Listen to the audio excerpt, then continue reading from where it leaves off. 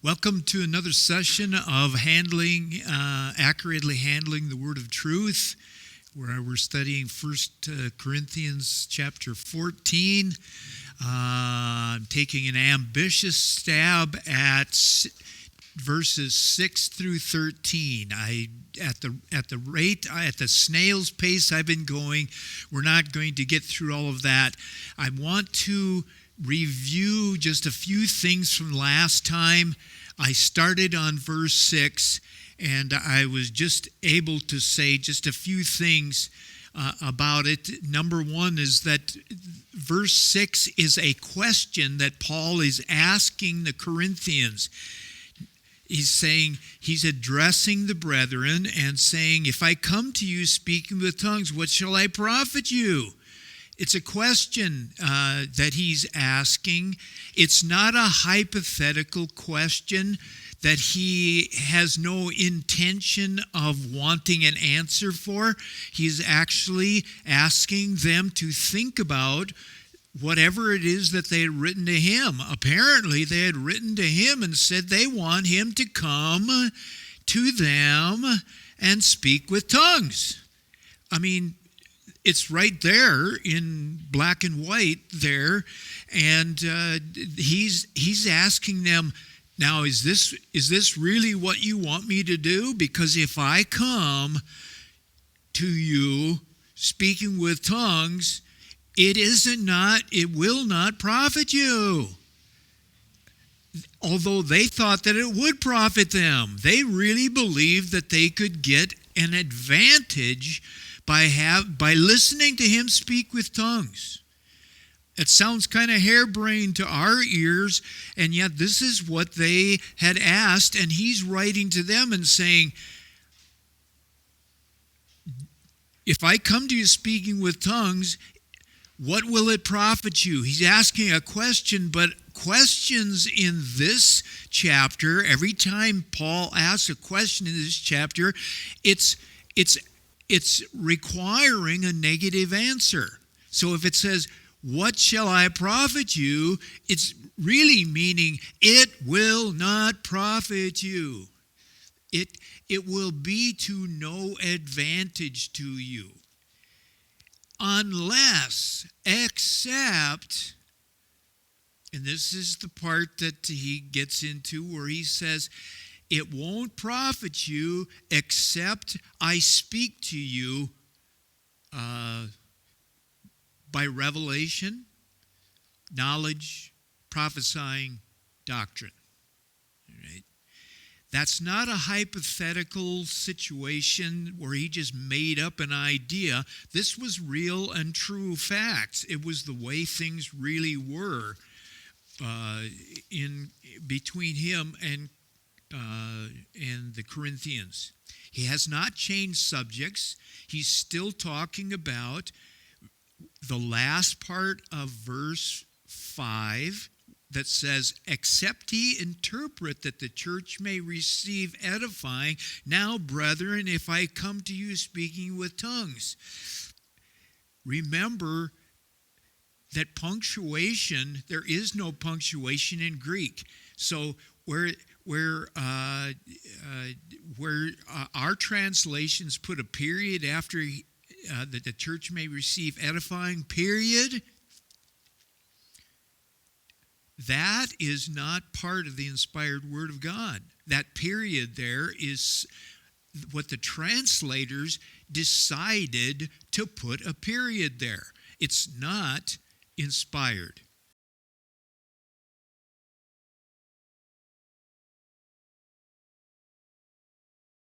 This first part of this sentence where it says, if I come to you speaking with tongues, there is something that is absent from that ought to be there. What he's saying is that you want me to come to you speaking with tongues, but they say nothing about interpreting tongues. He just got through with several verses saying that if tongues is going to be of profit to the hearers, it must be interpreted. And yet, when they request him to come and speak with tongues, there is no indication that they're interested at all in an accompanying interpretation of what he speaks in tongues.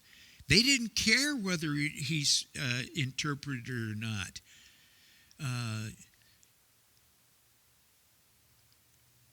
The surprising fact about the Corinthian church is that they did not care whether speaking with tongues was accompanied by a corresponding interpretation of tongues or not.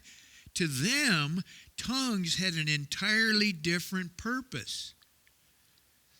What could possibly be another, because he has just gone through verse 1, 2, 3, 4, 5, and now 6, saying that tongues will have a benefit to the hearers if it is interpreted. What could they possibly get out of speaking in tongues without it being interpreted?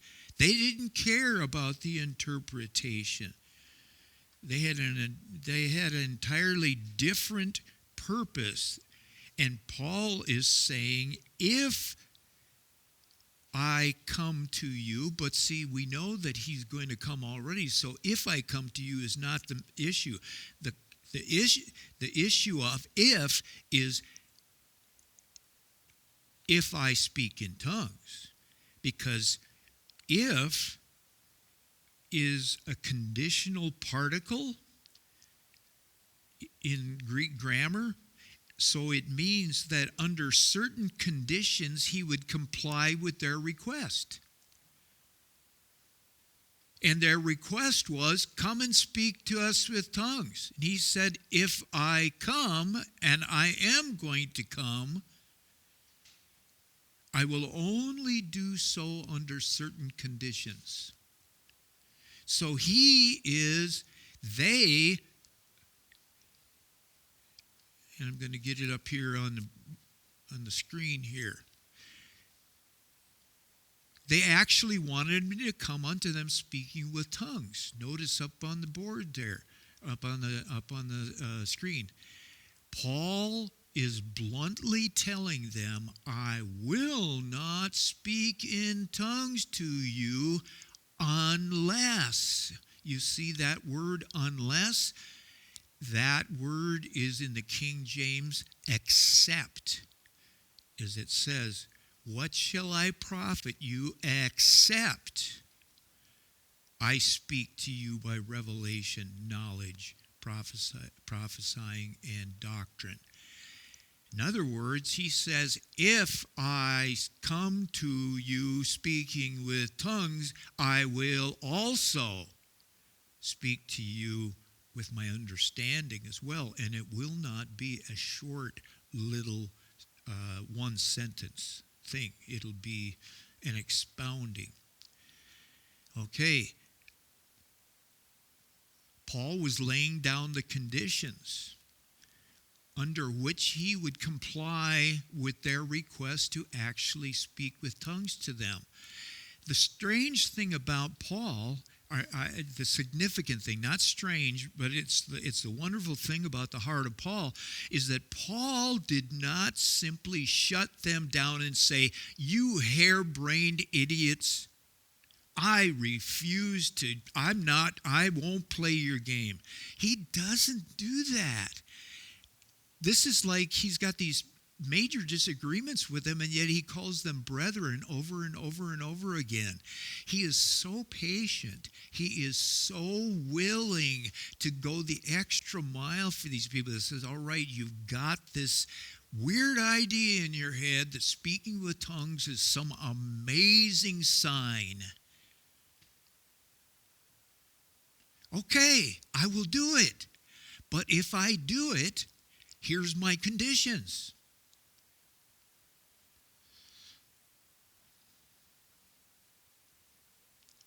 So, when it comes to the word, they proposed that he come, and he's offering a counter proposal. That's what it would be called today. You proposed, I'm doing a counter proposal. Will you accept my conditions? Okay. I wish we had the letter that the Corinthians sent to Paul so that we would know the other half of the conversation. And I also wish I knew what happened when he came to them, speaking with them. Did they accept his conditions? If you read the second letter, you find out that things actually got even worse between Paul and the Corinthians. So they were unwilling to accept his conditions very graciously. They were a tough crowd. Okay, so the next phrase that I want to get to here is, what shall I profit you? The Greek word for profit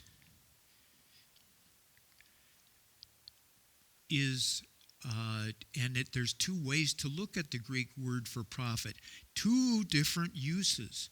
Profit can mean to be useful and to do good. So when Paul is asking, how can I possibly be useful and do you good by simply speaking in tongues to you? The rhetorical answer to that question is nothing. It can't be useful or good for you in any way.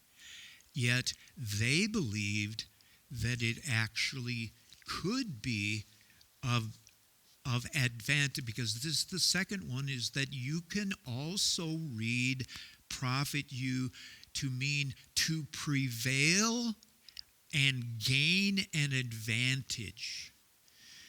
So, and I believe that the Corinthians wrote the word profit to him and said it would give us an advantage and we would prevail if you came and spoke with tongues to us. What possible advantage could they get? How could they possibly prevail with Paul if he came and spoke with tongues? Remember the background. The Corinthians did not want to accept Paul as their apostle. That was the major bone of contention through this whole letter and through his second letter to them too, is that they were saying, you don't look like an apostle, you don't talk like an apostle, you don't act like an apostle, you've got none of the signs of being an apostle. Although in this letter he identifies a whole bunch of different things that show that he's an apostle. First, in chapter 1, verse 1, he says, I am an apostle by the will of God. He said, God has made me an apostle to you.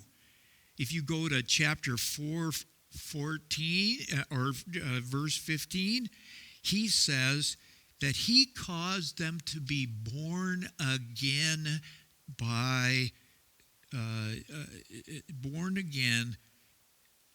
through the gospel, and he was their apostle because he was their father in the faith.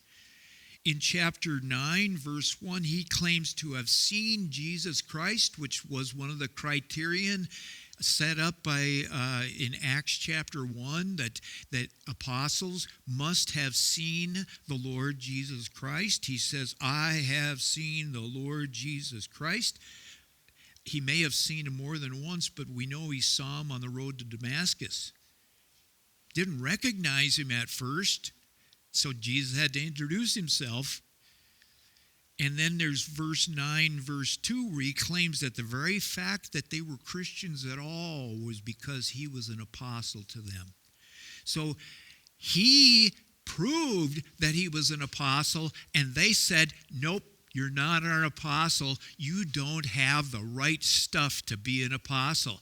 What? possible advantage could they get concerning Paul in asking him to come and speak with tongues? You know what? Believe it or not, the Corinthians thought and believed it down in their bones, and they wrote to him about it because Paul spends 3 chapters on this, more than any other subject of the issues that he writes about. He spends 3 chapters on this issue that they thought that if somebody spoke in tongues, it was an indisputable sign that they were a high-level spiritual person. And apparently, the Corinthians didn't think that Paul spoke in tongues to their satisfaction. You don't speak in tongues enough, Paul. If you were a true prophet, and in fact, if you were our apostle, you might be an apostle to somebody else, but if you were our apostle, you would speak in tongues in a way that was satisfactory to us, because we are spiritual people. Us Corinthians, we are superior in spirituality. Why? Because we speak with tongues all the time. We speak it out loud. We speak it on the street corners. We speak it in the meetings. Is it interpreted? Paul says. They're going, what do you mean interpreted? We don't care if it's interpreted. We know that if somebody speaks with tongues, that is the sign that they are worthy of being an apostle. And you, Paul, need to come and prove it to us. So chop, chop, get over here. Leave whatever you're doing. Get back to Corinth. Speak with tongues to us, and we will see whether your tongue speaking is adequate. And then we will decide whether we're going to obey your directions, we're going to receive your instruction or not. That's the background of this. So when he says, okay, so I come and speak with tongues, it will not profit you. And they say, oh, yes, it will. In fact, it's the only thing that will profit us. And he's saying, you guys are whack. Now, this is not the only place that he confronts them on this. By the time we get to verse 20, 21, 22, and 23, he is actually hitting this issue of their belief in the impressiveness of speaking with tongues to convert people, to show them and convince them how spiritual we are, and you need to be as spiritual as we are.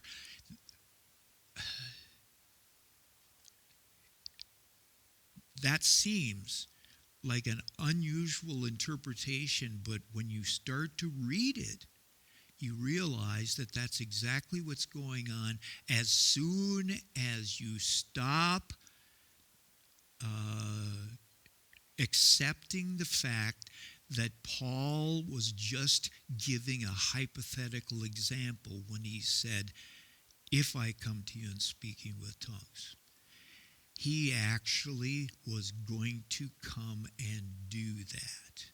And they thought it would profit them. And Paul turns around and says, if I do that, I will also speak to you with my understanding in revelation, in knowledge, in prophesying, and in doctrine.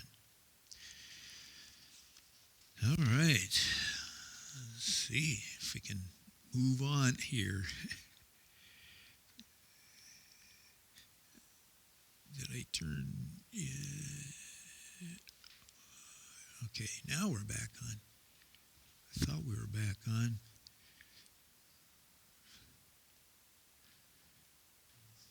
It's on the side here. I got it on the green.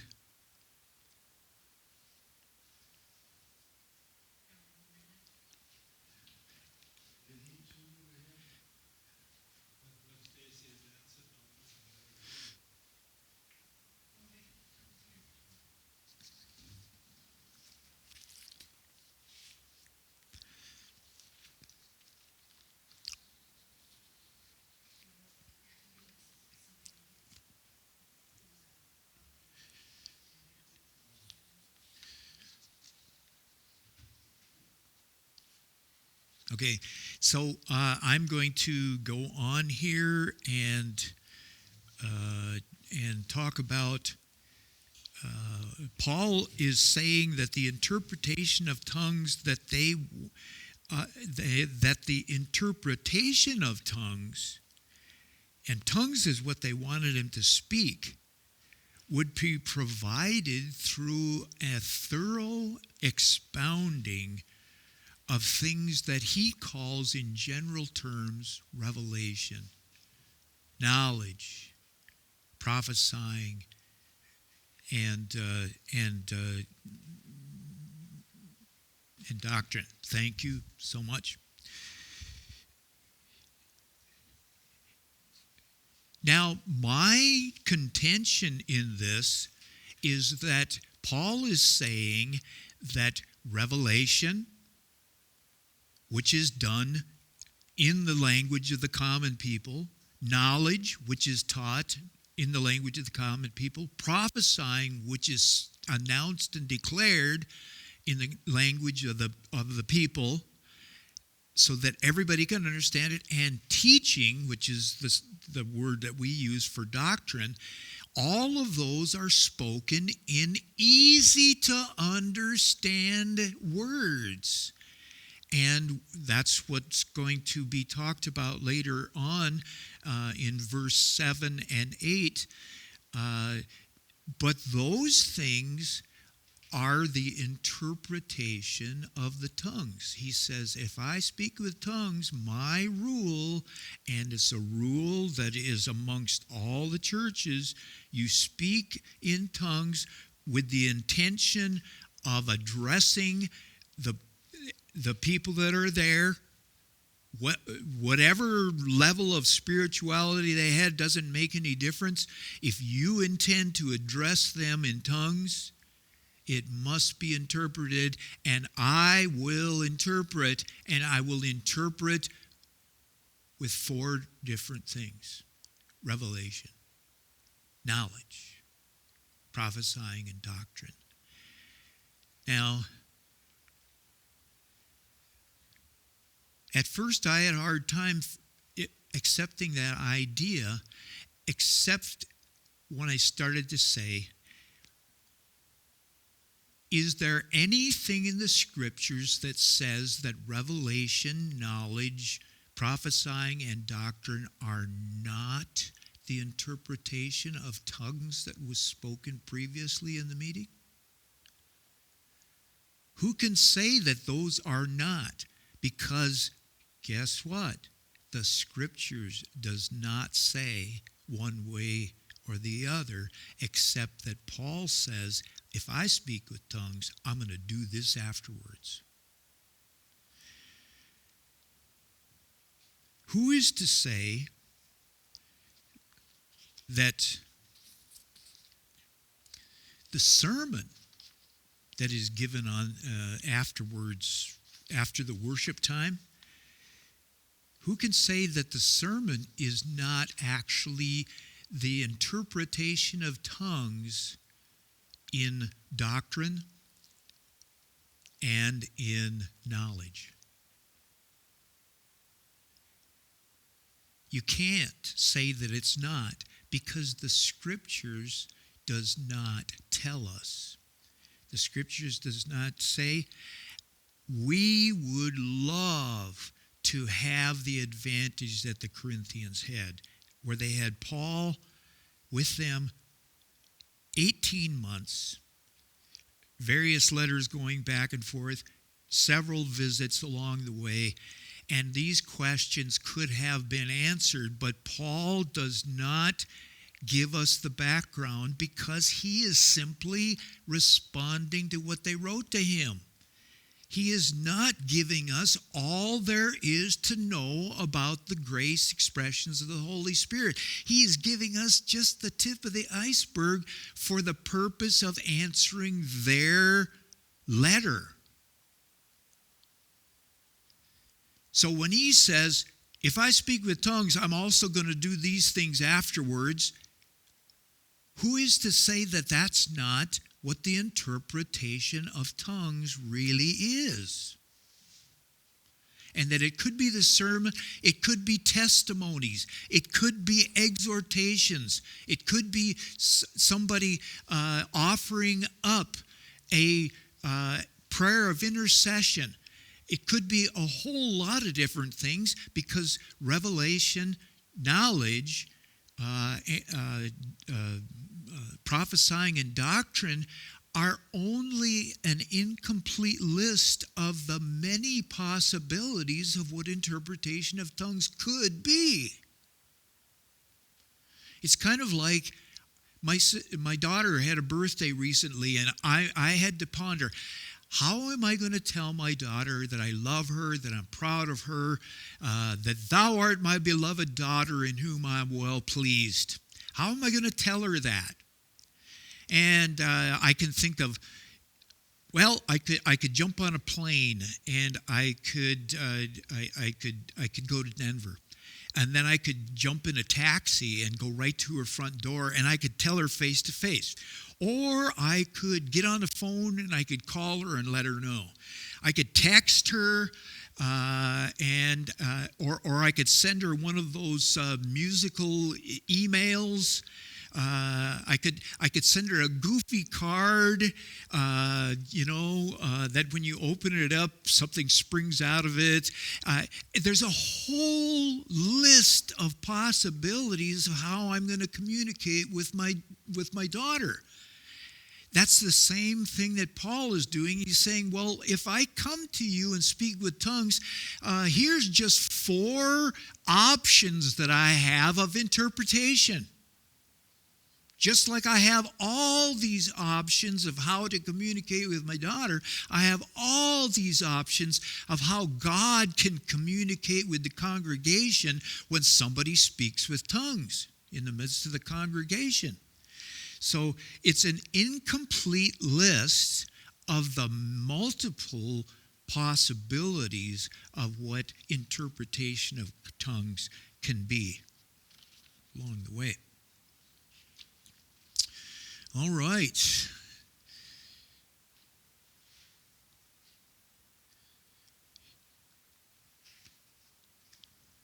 Let's see what else I got up here. All right, I've already covered that. Let's move on here to the next part. This is those conditions. I just want to hit these conditions again. Paul says that if I speak in tongues to you, I am going to lay down some conditions for that. Here we have it on the screen here. I got ahead of myself, or actually I got behind with my clicker here. If I speak with these things, it's an incomplete list of all the many possibilities. Now, here's one thing I want to point out, and I'm not going to get into what revelation, prophesying, knowledge, and teaching are. It doesn't matter. He's just rattling off several options here. But there's one thing about this that's really interesting. That has to do with the fact that you can't prophesy. If you understand what prophesying is, you can't simply prophesy whatever comes your own thoughts. You can't prophesy your own thoughts. You must have revelation. Lord has to show you communicate to you something that you think is important for others to know about, and that's what prophecy is. But first you got to have revelation in order to be able to prophesy. So if you speak to others by revelation, that's what he says he's going to do. I will speak to you by revelation. He's actually prophesying. The same goes with knowledge. If one speaks to others by knowledge, they're actually teaching. See? When God has opened something up in the Word of God, and you think that it's something that needs to be shared and reported and announced to others, what you're actually doing when you do that is you're teaching. So there is some correlation between revelation and prophesying in this little random list that Paul comes up with, and also between knowledge and teaching. They go together. Some interesting ways. All right. Look at here. We finally broke through to verse 7. And even things without life-giving sound. And oh, by the way, if you're looking at study guides, now we're into the second study guide that I gave to you this evening. All right. Even things without life-giving sound, whether pipe or harp, except they give a distinction in the sounds, how shall it be known what is piped or harped? For if the trumpet give an uncertain sound, who will prepare himself to the battle? First thing that needs to be pointed out is that Paul has not changed subjects here either. Most commentators and most interpreters of the scriptures say that Paul has now changed subjects. In fact, he changed subjects back in verse 6. I contend he is not changing his subject at all. He's still talking about the fact that speaking with tongues can be as edifying to the open public assembly of the church as prophecy if it is interpreted. That's what he's after. They must have come up with something so wacky that he devotes verse after verse, section after section, hitting this one issue over and over again. And I think that by the time we get further on, down to verse 21, 22, you're going to realize, yeah, they really did have some weird ideas about speaking in tongues. All right, so that's the first thing. He's still talking about the fact that if you, and he is using himself in these here. Paul is going to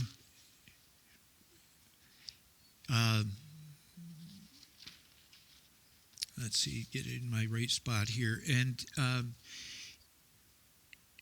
the unreasonable request from the Corinthians, and what was the unreasonable request? Paul, you got to come and speak with tongues to us, and then we'll decide whether you're a spiritual person, because we're more spiritual than you are, Paul. And you've got to come and prove your spirituality to us. Otherwise, we are not recognizing your authority in our town. This is... So they have an unreasonable request. And that request makes it clear to Paul that he must devote the next 13 verses of this letter, 13 verses, to pound on this issue of the fact that to instruct them about the true nature and purposes of speaking in tongues. He explains two things in the next bunch of verses.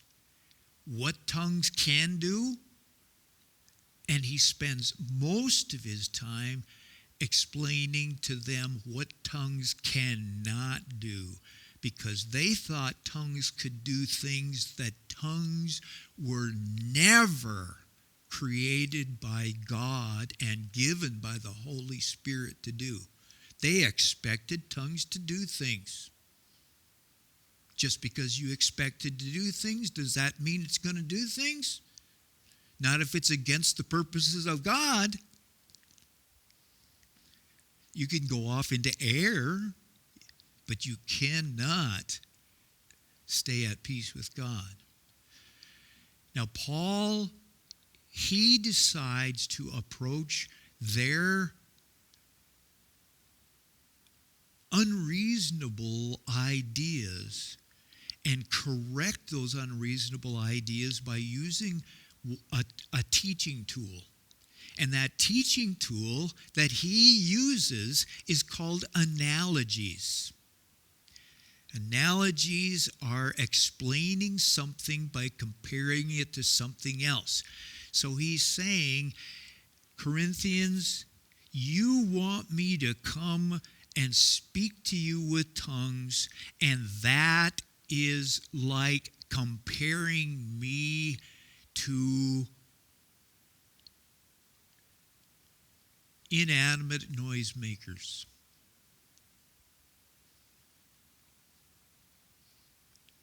That's what he's doing. He's saying, if you expect me to speak in tongues to you without interpreting it, that is going to be musical instruments, pipe, harp, and trumpet, that are making, and as you look at this, you find, we'll go through this, is that these musical instruments are of no benefit to the hearer, not because they are played badly. They might be played very, very well.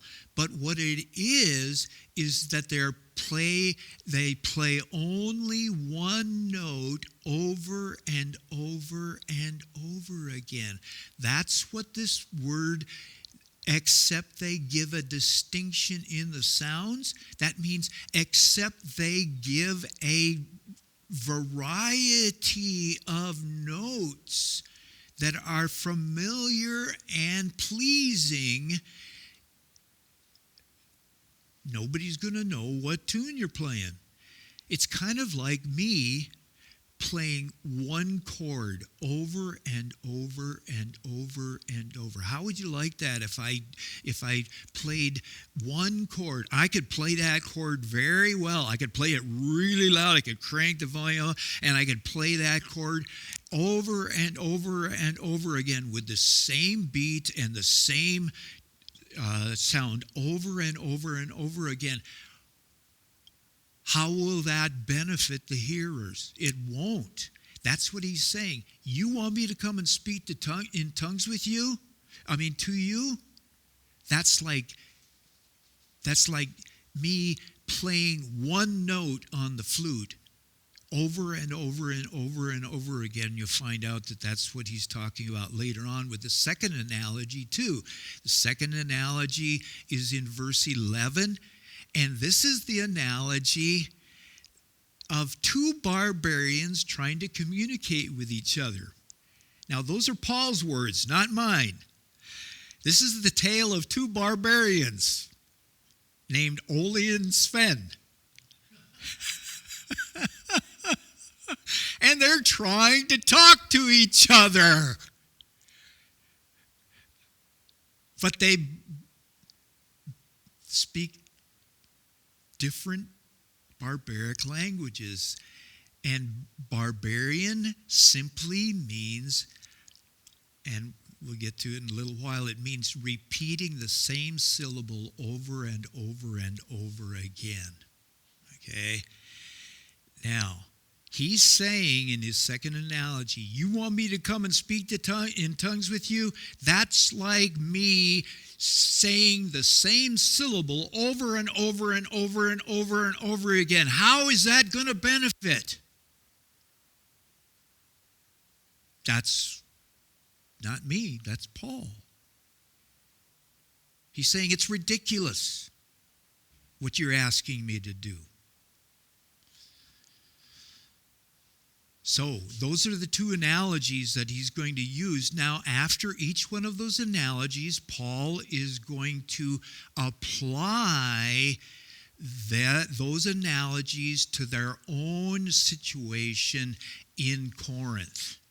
And he does that in verse 9. After his first analogy, in verse 9, he says, so likewise ye. In other words, he's saying, you are like those instruments that play the same note over and over and over and over again. It's monotonous, and that's what monotonous means. It means one note over and over again. It's boring, it's of no benefit to anybody, and it's certainly not pleasant.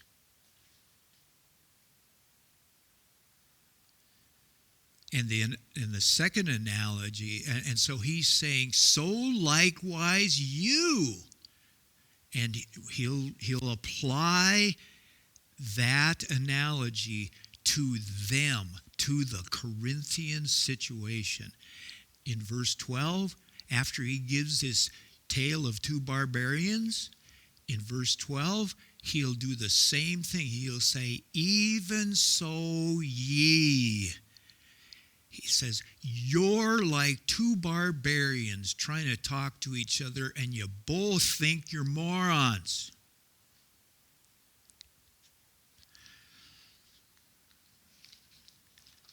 All right.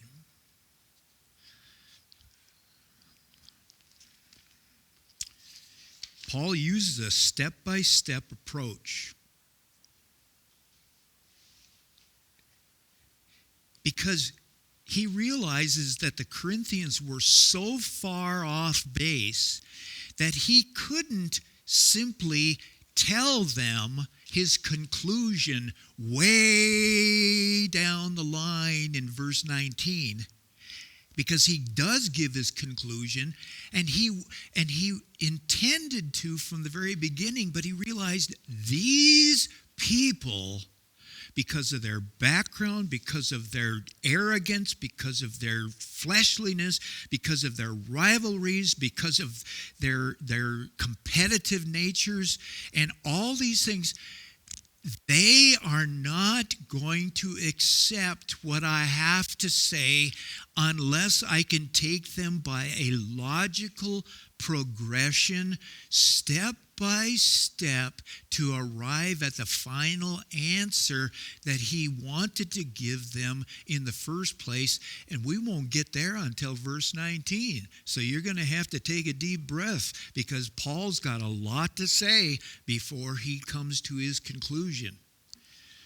Here's the outline. In verse 7 and 8, he talks about the importance of making understandable variations of sound.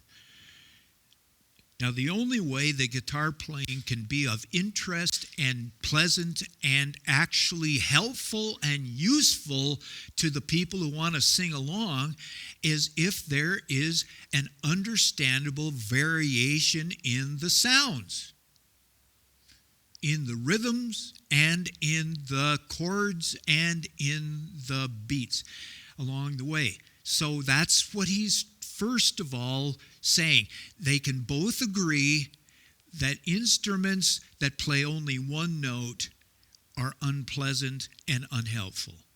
Verse 9, he gives his application of that illustration by saying the importance of using understandable words. He's saying, if you just repeat the same thing over and over and over, the same words over and over and over and over again, that's not going to be helpful It's definitely going to be unpleasant, and it's not going to edify the church. And they can agree on that. Or he's hoping that they can agree on that.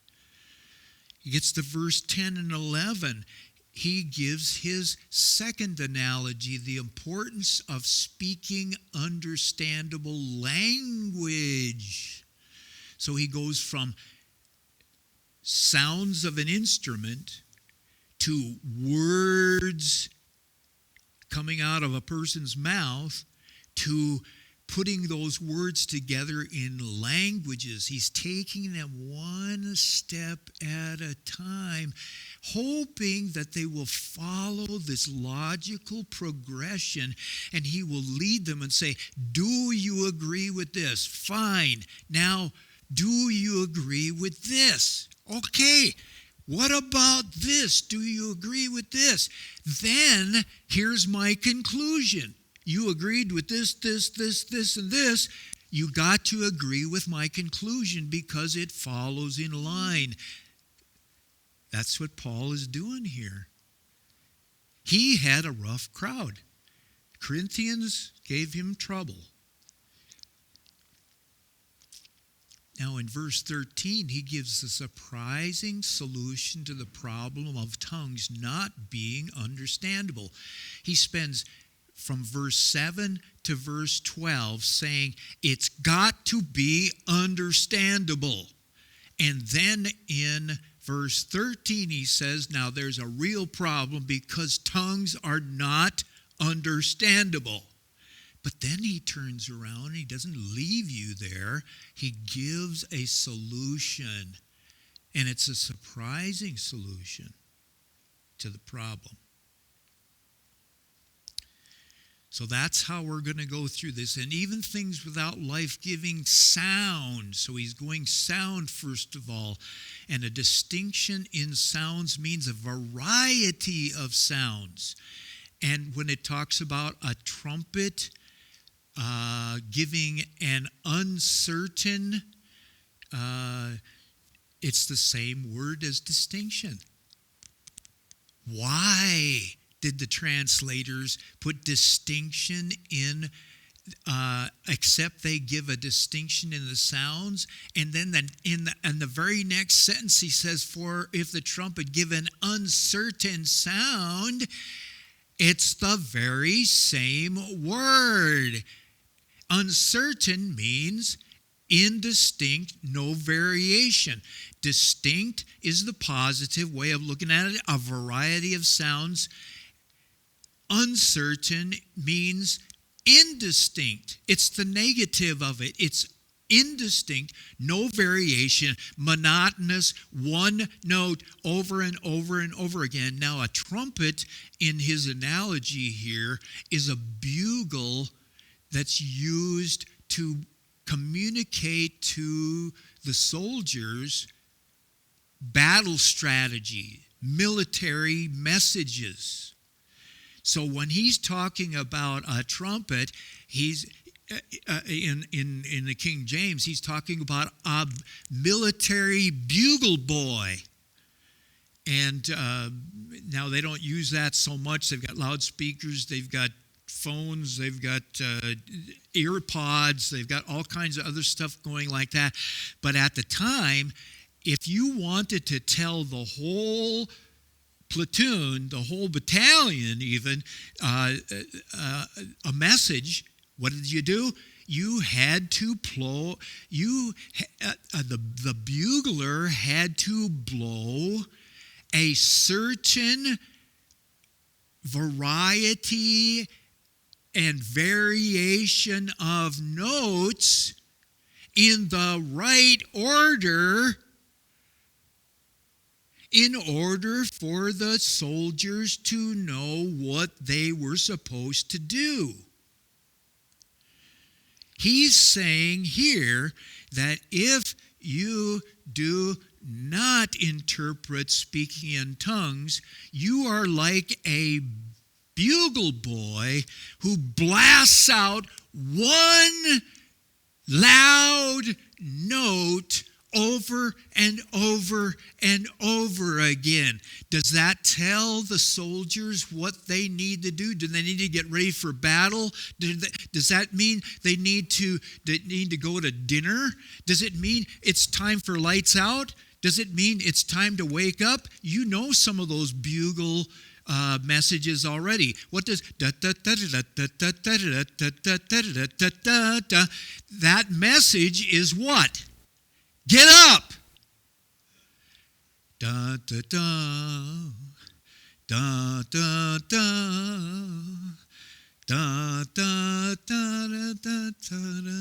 da da. Lights out. Okay? That's what Paul is saying, is that if you don't interpret tongues, it's like blasting away one monotonous, uninformative, and useless note.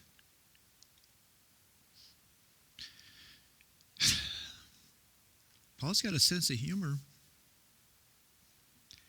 I mean, he's saying, look at how ridiculous this is.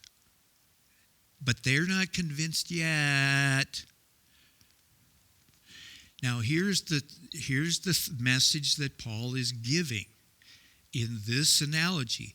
Understandable sounds are made for the benefit of the hearers, not for the benefit of the players.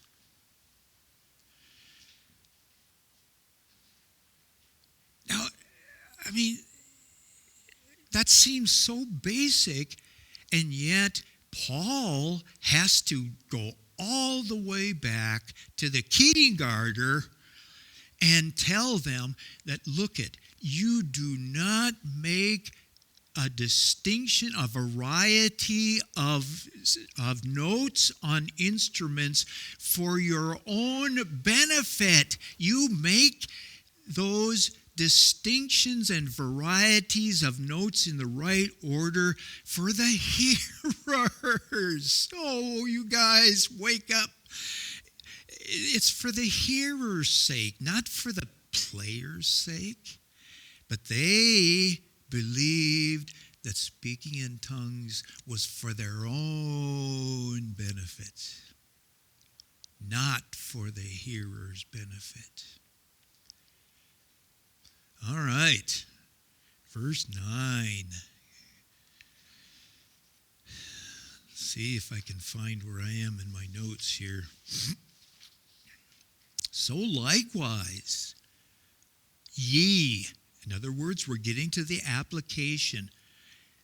We're still talking about instruments that make one loud, monotonous sound over and over again.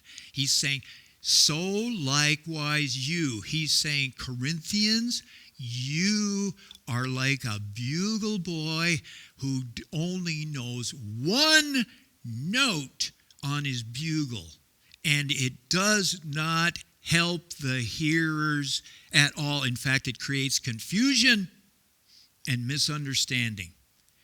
Guess what speaking in tongues without interpretation in a church meeting does? That's what he's talking about here. So likewise you, except, and here's that word except again. In other words, he's laid out a rule and now he's making the exception. He's saying, you cannot be blowing out notes on your instrument unless, and here's the condition, unless you utter by the tongue words easy to be understood. Now let me ask you this. In verse 6, what are the 4 suggestions or examples of words being easily understood that he says he insists upon using? Revelation, knowledge, prophesying, doctrine. Sounds like taking that which is incomprehensible and making it easy to be understood. The question is, if you don't use words that are easy to be understood, how will it be known what is spoken? Now, he's trying really hard to get the Corinthians off of this idea that it doesn't matter if they know what is spoken or not. We don't care if they know what is spoken. This is not about comprehension. This is about an indisputable sign of advanced high spirituality. He already has alluded to it in chapter 13, where he says, "Oh, you speak with the tongues of men and angels." Wow. In other words, you speak with tongues? That shows that you're already with the angels. You're already in an advanced realm already, just because you speak with tongues? He says, you're nothing but a clanging cymbal and a noisy gong, which is exactly what he's saying about these instruments, that they're just absolutely annoying, unpleasant, and ought to be canceled. Okay. So it's not the first time that Paul is alluding to these things as he goes along. So likewise ye. It's the application to their situation. He says, if you're going to speak with tongues like you want me to, you better make sure that it is easily understood by every Tom, Dick, and Harry that shows up on your doorstep at your meetings. And his recommendation is revelation, knowledge, prophesying, and doctrine as interpretation of that.